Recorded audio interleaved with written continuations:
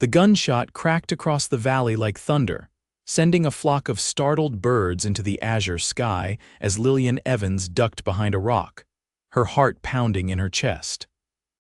Sweat beaded on her forehead as she clutched her father's old revolver, knowing she had just one bullet left and at least 3 men still pursuing her. The year was 1878, and in the New Mexico Territory, justice was often delivered at the end of a gun barrel. "You can't run forever, girl." The gruff voice of Silas Blackwood echoed across the canyon, the man who'd falsely accused her of stealing from his general store in Cottonwood Springs. "You're just making it harder on yourself." Lillian's dress was torn, her hands bloodied from scrambling over rocks, and her dark hair had fallen loose from its pins. She'd been running for 2 days after escaping the makeshift jail, knowing that a woman accused of theft would find little mercy in a frontier town, especially one without family or connections. "I've got men on both sides. Give yourself up," Silas bellowed. Lillian's eyes darted desperately across the rugged landscape, searching for an escape route. That's when she saw him a lone figure on horseback, watching the scene unfold from atop a ridge. Their eyes met across the distance, and something in his steady gaze made her decision for her. She ran toward him, zigzagging between boulders as shots kicked up dust at her heels. The horseman spurred his mount down the slope, moving with the practiced ease of someone born to the saddle. As he drew closer, Lillian could see he wore a weather-beaten duster, a Stetson pulled low over his eyes, and a 6-shooter holstered at his side. "Help me," she gasped as she reached him, her voice breaking. "Please." Without a word, he extended his hand, pulling her up behind him in one fluid motion. The horse, a magnificent Palomino, barely seemed to register the additional weight as it pivoted and leapt forward. "Hold tight," was all the stranger said, his voice deep and steady as they thundered away from her pursuers. More shots rang out, but they were already putting distance between themselves and danger. Lillian clung to the man's waist, feeling the solid strength of him as the horse carried them deeper into the wilderness. They rode hard for nearly an hour before the stranger finally slowed his horse to a walk, guiding the animal down a nearly invisible trail that led to a secluded clearing beside a small creek. Only then did he speak again. "They won't find us here. Not today, anyway." As Lillian slid from the horse on shaky legs, she got her first good look at her rescuer. He was tall and broad-shouldered, with sun-bronzed skin and eyes the color of a summer storm. A few days' worth of stubble darkened his jaw, and a thin scar traced its way from his temple to his cheek. "I'm Weston Gray," he said simply, dismounting with grace. "Most folks call me West." "Lillian Evans," she replied, suddenly aware of her disheveled appearance. "I thank you for your help, Mr. Gray." "West will do," he said, leading his horse to the creek. "You want to tell me why those men were hunting you like a rabbit?" Lillian hesitated, twisting her hands in her tattered skirt. "They say I stole money from the general store in Cottonwood Springs, but I didn't. I swear I didn't." West studied her face, his expression unreadable. "I don't make a habit of interfering in other people's business, Miss Evans, but 3 men chasing 1 woman, that didn't sit right with me." "They would have killed me," she said softly, "or worse." He nodded once, as if that confirmed something for him. "You're bleeding." Lillian looked down to see a gash on her arm she hadn't even noticed in the chaos of her escape. "It's nothing." "Sit," he instructed, moving to his saddlebags. "I've got some supplies." As West tended to her wound with surprising gentleness, Lillian studied him surreptitiously. He moved with a quiet confidence, his hands steady and sure, but there was a wariness to him, the look of a man who had seen too much of the world's darkness. "What brings you to these parts, Mr. Gray West?" she asked, wincing slightly as he cleaned the cut. "Just passing through," he replied. "I'm heading to my brother's ranch near Fort Sumner." "And now you're involved in my troubles," Lillian said, regret coloring her voice. "I'm sorry for that." West's eyes met hers. "Trouble has a way of finding people out here with or without help." As evening approached, West built a small fire, careful to keep it low and shielded by the surrounding rocks. He shared his provisions, jerky, hardtack, and coffee with Lillian, who ate gratefully. The silence between them was surprisingly comfortable. "Where were you headed?" he finally asked. Before all this, Lillian stared into the fire. "Nowhere in particular, everywhere, anywhere." She offered a sad smile. "My father died 6 months ago. Fever took him. We had a small farm outside of St. Louis, but there were debts I couldn't pay. I've been working my way west ever since, taking whatever honest work I could find. And Cottonwood Springs. I was working at the hotel, cleaning rooms, serving meals. Then one morning, Mr. Blackwood came storming in, claiming I'd stolen $30 from his store." Her voice hardened. "I've never stolen anything in my life," West nodded slowly. "Blackwood has a reputation, not a good one. You know him, know of him. He's not well liked, but he has money and influence." West poured more coffee.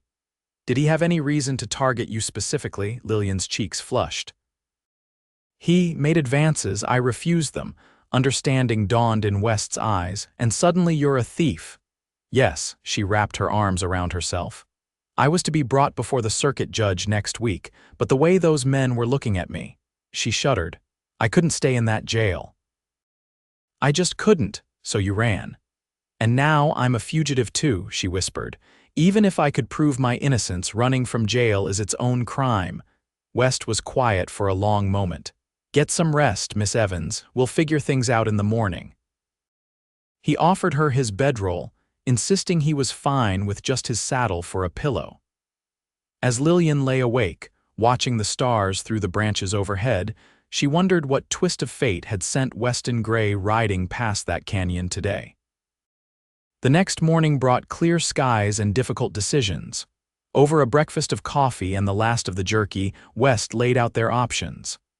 "I can take you to Santa Fe. It's a bigger town with a proper court. You might find justice there." Lillian shook her head. "With what evidence?" "It would be my word against his, and he's a businessman while I'm just a drifter, and now a fugitive." "Or," West continued, "we continue on to my brother's ranch. It's a few days' ride, but you'd be safe there while we figure out next steps." "We." Lillian looked up at him, surprise evident in her expression. "Mr. Gray, you've already done more than enough. I can't impose on you further." West's eyes held hers steadily. "Miss Evans, I don't believe you're a thief, and I don't leave innocent people to face injustice if I can help it." Something in his tone suggested personal experience with such matters, but Lillian knew better than to pry. Out here, everyone had a past and most preferred to keep it buried. "Thank you," she said simply. "Your brother won't mind." A rare smile tugged at West's lips. "William. He's always complaining he needs more help around the place. And his wife, Sarah, will be glad for female company. They've got a young daughter, too." With their course decided, they set out shortly after sunrise. Lillian rode behind West again, trying to maintain a proper distance despite the intimate nature of sharing a saddle. But as the terrain grew rougher, she found herself holding tightly to his waist, her body pressed against his back.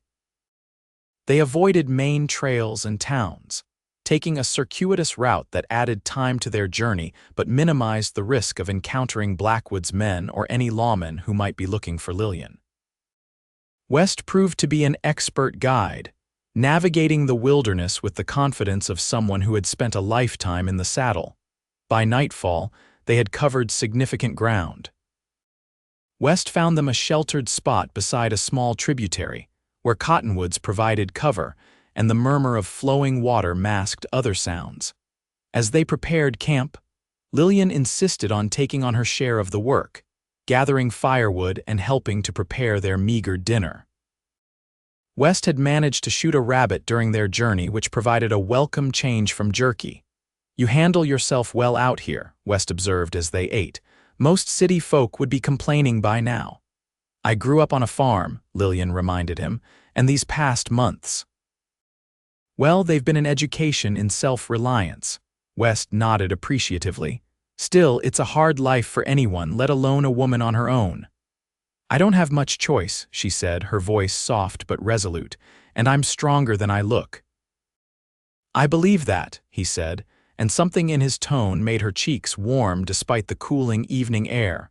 Later, as they sat beside the fire, Lillian found herself wanting to know more about the taciturn man who had come to her rescue. "Have you always been a wanderer?" she asked.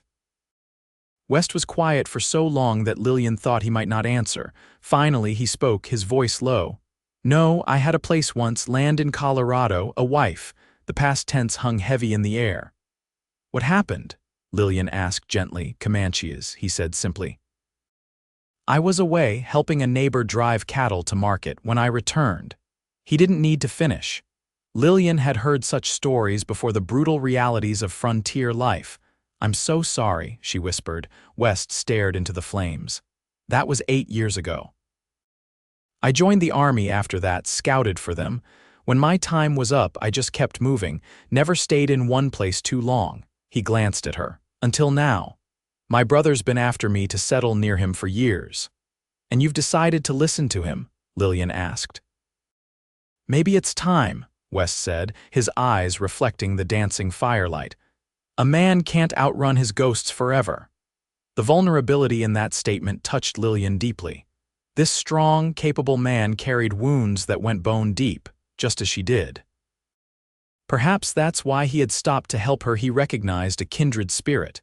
The next day brought them deeper into rugged country. By mid-afternoon, storm clouds were gathering on the horizon, and West pushed them harder, hoping to reach an old line shack he knew of before the weather broke. They were still an hour from shelter when the skies opened. Rain came down in sheets, turning the trail slick and treacherous. West's Palomino, sure-footed as it was, struggled in the worsening conditions. "There," West shouted over the downpour, pointing to a dark shape ahead. "The shack." They dismounted in the driving rain, West leading the horse to a small lean-to attached to the weathered cabin. Lillian hurried to the door, finding it unlocked but stubborn with disuse. Together, they shouldered it open and stumbled inside. The shack was basic, but sound: a single room with a stone fireplace, a rough-hewn table with 2 chairs, and a narrow bed frame covered with a dusty mattress. West immediately set about building a fire while Lillian found a broom and swept out the worst of the dirt and cobwebs. "It's not much," West said apologetically once the fire was blazing, "but it'll keep us dry." "It's perfect," Lillian assured him, peeling off her sodden shawl. She was drenched to the skin, her dress clinging uncomfortably, but she was grateful for solid walls and a roof. West rummaged through his saddlebags, which he'd brought in from the lean-to. "I have a spare shirt. It's not much, but it's dry." He handed her a faded blue work shirt, then turned his back to give her privacy. Lillian hesitated only briefly before stripping off her wet dress and undergarments. The shirt was enormous on her frame, reaching almost to her knees, but the fabric was soft from many washings and blissfully dry. "Thank you," she said when she was decent. "I'm presentable now." West turned, his eyes widening slightly at the sight of her in his clothing. He quickly looked away, busying himself with hanging their wet things near the fire to dry. The storm showed no signs of abating as night fell. They shared the last of their provisions, sitting close to the fire for warmth. The intimacy of their situation alone in this tiny cabin, Lillian wearing nothing but West's shirt hung in the air between them. "We should reach my brother's place by tomorrow evening," West said, breaking the silence. "Assuming the weather clears." Lillian nodded, suddenly unsure of what awaited her there. "Your brother and his wife, they're good people, the best," West confirmed. "William took over the ranch from our father. He's built it into something substantial. Sarah's from back east, originally Philadelphia, I think. Came out to teach at the mission school and ended up falling for my brother instead. And they'll welcome a stranger, a woman with complications." West's eyes met hers across the firelight. "They'll welcome you because I'm asking them to. That's enough." The simple conviction in his voice warmed Lillian more than the fire. In the short time she'd known him, Weston Gray had shown her more kindness and respect than she'd encountered in months of drifting. "Why are you helping me?" she asked suddenly. "Truly?" West was quiet for a moment. "Because it's the right thing to do." There must be more to it than that, Lillian pressed. You've put yourself at risk for me, you don't even know me.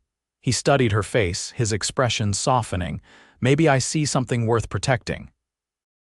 The words hung between them, charged with meaning that neither was quite ready to acknowledge. As the evening wore on, the single bed became an unspoken question. West settled it by taking his blanket to the floor near the fire. I've slept in worse places, he said when Lillian protested. Take the bed. Too exhausted to argue further, Lillian did as he suggested, though sleep was slow to come. She lay awake, listening to the rain drumming on the roof and West's steady breathing across the room, wondering at the strange twist of fate that had brought them together. Morning brought clearing skies and the promise of better travel conditions. As Lillian donned her now dry dress, she felt a curious reluctance to return West's shirt, which she had slept in. Something about wearing it, carrying a piece of him with her, had provided comfort through the night. They set out after a simple breakfast of coffee and the last scraps of food. The rain had left the world washed clean, the desert plants vibrant with temporary life. Lillian found herself noticing beauty she'd been too frightened to appreciate before, the way sunlight caught in raindrops clinging to cacti spines, the chorus of birds celebrating the storm's passing, the majestic sweep of mesas against the horizon. By midday, the landscape began to change, becoming less barren as they entered better watered country. They stopped beside a clear stream to rest the horse and drink their fill. Not far now, West said, squinting at the sun. Another 4 hours, maybe less. Lillian felt a flutter of nerves. What will you tell them about me? The truth, West said simply. That you're in trouble and need help, and if Blackwood's men track us there, I don't want to bring danger to your family. West's expression hardened. Let them try. William's place is well defended and he has good men working for him. They were preparing to move on when West suddenly tensed, his hand dropping to his holster. Riders, he said quietly, nodding toward a rise to the south. 3 of them, Lillian's heart lurched. Blackwood's men. Can't tell yet, but we're not waiting to find out. West helped her quickly into the saddle, then swung up behind her, reversing their usual positions. Hold tight to the horn. If there's trouble, you take the reins and ride hard for the northeast. Follow the creek until it forks, then take the right branch. The ranch is about 2 miles beyond that. I won't leave you, Lillian protested. You will if I tell you to, West said firmly, his arms around her as he took up the reins. Now let's move. They set off at a brisk trot, not so fast as to attract immediate attention but quick enough to put distance between themselves and the potential threat. Lillian's body was tense against West's chest, her eyes fixed on the distant riders. They've seen us, she said, her voice tight. They're changing direction. West urged the Palomino to a gallop. Then we ride. What followed was a desperate race across increasingly broken terrain. West's horse was strong and fresh enough, but carrying double weight limited its speed and endurance. The pursuing riders, though farther back, were steadily gaining ground. It's them, Lillian confirmed as their pursuers drew close enough to recognize. Blackwood's men. West guided them into a narrow ravine, following its winding course in hopes of finding a defensible position or losing their pursuers in the labyrinth of rock. But the ravine betrayed them, ending in a box canyon with sheer walls too steep to climb. We'll have to make a stand, West said grimly, dismounting and helping Lillian down. He led the horse to a protected spot behind a large boulder, then drew his rifle from its scabbard. Get behind those rocks and stay low. Lillian shook her head, drawing the small revolver from her pocket. I told you I'm not helpless. A ghost of a smile touched West's lips. So you did. He quickly checked her gun. You've got 1 shot, make it count. They took positions behind separate rock formations, creating a crossfire at the canyon's entrance. They didn't have to wait long. The 3 riders appeared at the mouth of the canyon, advancing cautiously when they saw the dead end. Give it up, girl, the lead rider called Silas Blackwood himself. You've led us on quite a chase, but it ends here. Let her be, Blackwood, West shouted back. You know your accusation is false. And who might you be, mister? Blackwood's voice dripped with contempt. Some drifter she batted her eyes at. She's a thief and a fugitive. She's innocent, and you know it, West replied steadily. This ends now. Turn around and ride away. Blackwood laughed harshly. 3 against 2, and one of you's a woman. I like those odds. Count again, came a new voice from the canyon entrance. 4 riders had appeared behind Blackwood's men, rifles leveled. In the lead was a man who bore a striking resemblance to West, taller, perhaps with more silver in his hair, but unmistakably his brother. Blackwood and his companions found themselves suddenly outgunned and surrounded. "William," West called, relief evident in his voice. "Your timing is impeccable as always. Thought you might be in need of some assistance when we spotted the dust from your chase," William responded easily, though his eyes remained fixed on Blackwood. "Now then, gentlemen, I suggest you drop those weapons before my men get impatient." Blackwood's face contorted with rage, but he was no fool. He signaled his men to comply, and weapons clattered to the ground. "This isn't over," he spat. "That woman is wanted by the law." "Is she now?" William's tone was conversational. "Funny thing about that. I received a telegram just yesterday from the territorial marshal. Seems a Mr. Silas Blackwood is wanted for questioning regarding some irregularities with his business practices. Tax evasion, I believe, and something about falsely accusing folks to settle personal scores." The color drained from Blackwood's face. "You're lying." "Am I?" William smiled coldly. "My brother-in-law is the telegraph operator in Fort Sumner. News travels fast in these parts." West emerged from behind the rocks, keeping his rifle trained on the men as he approached Lillian. "You all right?" She nodded, relief making her lightheaded. "Is it really over?" "It's over," he confirmed, his eyes never leaving hers even as he called to his brother. "William, I'd like you to meet Miss Lillian Evans. She's had a rough time of it lately." William tipped his hat respectfully. "Miss Evans. Any friend of my brother's is welcome at Gray Ranch, especially one who's put that particular light back in his eyes." Lillian blushed at the implication, but West didn't deny his brother's words. Instead, he offered her his hand, helping her to her feet with a gentleness that belied his earlier fierceness. "What will happen to them?" she asked, nodding toward Blackwood and his men who were being disarmed and bound by William's ranch hands. "They'll face justice," West assured her. "The proper kind in a real court." As they prepared to leave the canyon, Lillian found herself suddenly overwhelmed. The danger, the flight, the unexpected rescue, it all crashed over her at once, and she swayed on her feet. West was beside her instantly, his arm around her waist to steady her. "Easy now." "I can't believe it's actually over," she whispered. "That I'm safe, you are," he promised. "And you will be." The ride to Gray Ranch was almost anticlimactic after the morning's excitement. William's men escorted the prisoners separately, while Lillian rode with West, William, and the remaining ranch hand. The brothers conversed easily, years of separation falling away in the familiar rhythm of their banter. Gray Ranch proved to be more impressive than Lillian had imagined, a sprawling main house of adobe and timber, surrounded by outbuildings, corrals, and bunkhouses. A woman with honey-colored hair stood on the wide porch, a young girl of about 7 at her side, both waving enthusiastically as the riders approached. "Sarah and Emma," West explained. "They've been after me to visit for years." The welcome was warm and genuine. Sarah Gray embraced her brother-in-law heartily, then turned the same affection on Lillian without hesitation. "Any friend of West's is family here," she declared, echoing her husband's earlier sentiment. "Come inside. You both look like you could use a proper meal and rest." The next few days passed in a blur of comfort and safety. Lillian was given a room in the main house, provided with fresh clothing, some of Sarah's, altered to fit her smaller frame, and treated as an honored guest.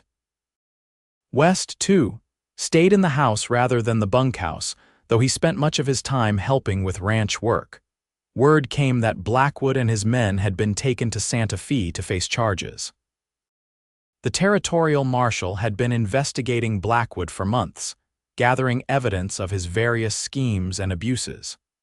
Lillian's testimony would help build the case against him, but she wouldn't need to appear in court for some time. In the evenings, the family gathered on the porch or in the comfortable great room, sharing stories and laughter. Lillian found herself drawn into their circle with surprising ease, especially by young Emma, who declared Lillian to be the Princess West rescued and insisted on hearing the story repeatedly. West himself seemed different here, more relaxed, more inclined to smile. He watched Lillian often when he thought she wouldn't notice, his eyes thoughtful. One evening, about a week after their arrival, Lillian found herself alone on the porch swing as sunset painted the sky in brilliant oranges and purples. The ranch hands had retired to their quarters, and the family was inside preparing for dinner. West joined her, settling onto the swing with a respectful distance between them.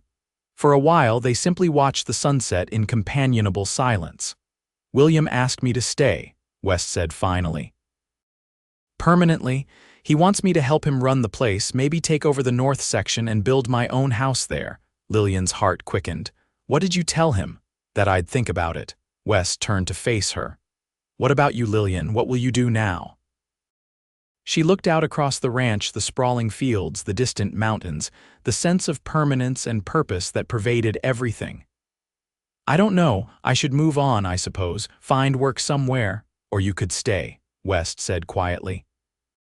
"Sarah mentioned they need a teacher for the children here and at neighboring ranches, said your reading to Emma showed a natural talent for it." Hope fluttered in Lillian's chest. "She did." "There's a small house near the creek," West continued. "Used to be the foreman's place before he built a new one. It needs some work, but—" "Are you asking me to stay, West?" Lillian asked directly, her eyes searching his. "I'm asking for a chance," he replied, his voice deepening. "A chance to see if what I feel for you might grow into something lasting." Lillian felt tears prick her eyes. "After everything that's happened to you, how can you open your heart again so easily?" "There's nothing easy about it," he admitted. "For 8 years, I've kept everyone at a distance. But then I saw you in that canyon, fighting for your life with nothing but courage and determination, and something changed." He reached for her hand, his calloused fingers gentle against her skin. "You woke something in me I thought was dead." Lillian's voice trembled as she responded. "I don't deserve such feelings, not from a man like you." "Why would you say that?" West asked, genuine confusion in his expression. "Because I'm nobody," she whispered, tears finally spilling onto her cheeks. "A drifter with nothing to offer but complications and trouble. I don't deserve love, especially not yours." West's hand came up to brush away her tears, his touch achingly tender. "You deserve mine," he said simply, the words a declaration and a promise wrapped into one. And then he was kissing her, his lips warm against hers, his arms drawing her close with a gentleness that broke her heart and healed it simultaneously. Lillian melted into him, 8 months of loneliness and fear dissolving in the safety of his embrace. When they finally parted, both breathless, West rested his forehead against hers. "Stay," he whispered, "not just for work or even for me. Stay because you deserve a home and happiness." "Yes," Lillian breathed, her heart fuller than she'd ever thought possible. "Yes to all of it." Months later, as winter softened into spring, Lillian stood on the porch of the small house by the creek, their house now. Inside, West was building up the fire against the evening chill. The renovations they'd worked on together throughout the winter had transformed the simple structure into a true home, filled with small touches that reflected both their personalities. In the distance, she could see the lights of the main ranch house where they would join William, Sarah, and Emma for Sunday dinner, as had become their tradition. The community had embraced Lillian as their teacher, the small schoolhouse now filled with children 3 days a week. The other days, she helped Sarah with her garden and learned ranching skills from West and the other women on neighboring spreads. Blackwood had been convicted and sentenced to prison, his ill-gotten gains seized and, in some cases, returned to those he had wronged. Lillian had testified at his trial, standing tall and speaking truth, with West at her side providing silent strength. The sound of boots on the porch boards made her turn. West stood in the doorway, firelight silhouetting his tall frame. "What are you thinking about, looking so serious out here?" he asked, coming to stand beside her. "About how much can change in just a few months," she replied, leaning into him as his arm circled her waist. "About how I went from having nothing to having everything." West pressed a kiss to her temple. "We've built something good here." "We have," she agreed, turning in his arms to face him. Her fingers traced the scar on his cheek, a gesture that had become one of affection between them. "I never thought I'd find a place to belong again, or someone to belong with." "Neither did I," West admitted, "but here we are." "Here we are," Lillian echoed, rising on tiptoes to kiss him properly. Later that night, as they lay tangled together in the bed, they now shared as husband and wife, their wedding having been a simple affair at Christmas. With William performing the ceremony, Lillian traced idle patterns on West's chest. "You ever think about how we met?" she asked drowsily. "How unlikely it all was." West caught her hand, bringing it to his lips. "I think it was fate, not chance, that brought me riding past that canyon. A gunshot and a desperate woman being chased by outlaws," Lillian mused. "Not the most romantic beginning." "I don't know about that," West countered, pulling her closer. "I fell in love with your courage before I even knew your name, and I fell in love with your kindness," Lillian whispered. "With the man who told me I deserved love when I couldn't believe it myself." "You still deserve it," West murmured against her hair. "Every day, in every way I can show you." Outside their window, the New Mexico night spread vast and starlit above their small home, a home built on second chances and unexpected grace, on the courage to begin again after loss, and on the simple, profound truth that sometimes love finds us when we least expect it but most need it. For Lillian and West, it had begun with a desperate escape and a whispered confession of unworthiness. It had grown into something neither could have imagined in those first fraught moments, a love as vast as the western sky and as enduring as the mountains that watched over their home. And as they drifted toward sleep in each other's arms, both knew with bone-deep certainty that this love, this life, this second chance was exactly what they deserved.